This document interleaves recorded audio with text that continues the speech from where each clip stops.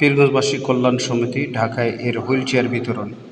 ঠাকুরগাঁও প্রতিনিধি। ঠাকুরগাঁয়ের পীরগঞ্জের ৩০ জন প্রতিবন্ধী বয়স্ক সড়ক দুর্ঘটনায় আহত ব্যক্তিদের মাঝে বিনামূল্যে হুইলচেয়ার বিতরণ করা হয়েছে।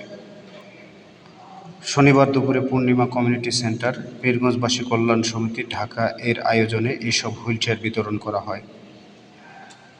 ইম্প্যাক্ট ইনিশিয়েটিভ এর সহযোগিতায় পীরগঞ্জবাসী কল্যাণ সমিতি ঢাকার এর সাংগঠনিক সম্পাদক আব্দুল্লাহ আল মাসুদ সঞ্চালনায় হুইলচেয়ার বিতরণ সভায় বক্তব্য দেন উপজেলা নির্বাহী অফিসার রাকিবুল হাসান, সরকারি কলেজের অধ্যক্ষ প্রফেসর বদরুল হুদা,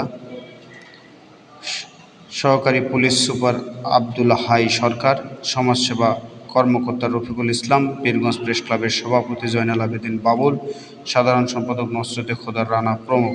এ সময় গণমাধ্যম কর্মী ও কল্যাণ সমিতির নেতৃবৃন্দ উপস্থিত ছিলেন।